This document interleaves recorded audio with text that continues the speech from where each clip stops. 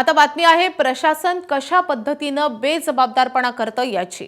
धनगर समाजातील विद्यार्थ्यांसाठी सुरू करण्यात आलेल्या इंग्रजी माध्यमाच्या निवासी शाळांमध्ये सुरू असलेल्या गैरव्यवहाराला एबीपी माझानं वाचा फोडली होती।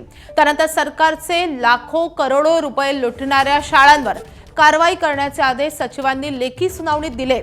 मात्र या आदेशांना केराची टोपली दाखवत संचालकांनी परस्परपणे शाळांचं पुन्हा एकदा मूल्यांकन करण्याचे आदेश दिलेत। 25 शाळा कागदोपत्री दाखवून करोडो रुपयांचा निधी लाटल्याचा ठपका ठेवत या संस्थांची मान्यता रद्द करण्यात आली होती।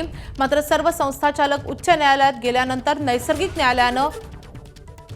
उच्च न्यायालयानं त्यांना सुनावणी देण्यात यावी असे आदेश दिलेले होते। स्पष्ट आदेश असूनही संचालकांनी पुन्हा एकदा गुणवत्ता तपासण्याचे आदेश देत संस्थाचालकांना मान्यता देण्याच्या हालचाली सुरू केल्यामुळे आश्चर्य व्यक्त केले जात आहे।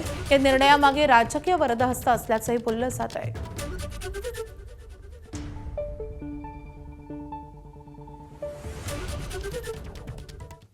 दरम्यान या प्रकरणी भाजपचे आमदार गोपीचंद पडळकर यांनी नेमकी काय प्रतिक्रिया दिली आहे आपण पाहूयात। अतुल सावे साहेबांना माझी नम्रतेची विनंती आहे। मागं माननीय मुख्यमंत्री महोदयांना मी पत्र दिल्याच्या नंतर हे सगळं स्थगित केलेलं आहे। मी त्याचा गाजावाजा केला नाही, परंतु 40 संस्था तुम्ही एका जिल्ह्यामध्ये देता। मुळात धनगर समाजासाठी योजना आल्या नाहीत, देवाभावनी योजना आणलीत, किमान अंमलबजावणी तर नीट करा तुम्ही। परत अशा चुकीच्या लोकांना त्यांनी शाळा देऊ नये। ज्या शाळा दिलेत आणि आता चालू आहेत त्याची तपासणी करावी। त्याचे एक आमदारांची कमिटी नेमा, मला स्वतः नेमा, मी जातो त्या प्रत्येक शाळेमध्ये।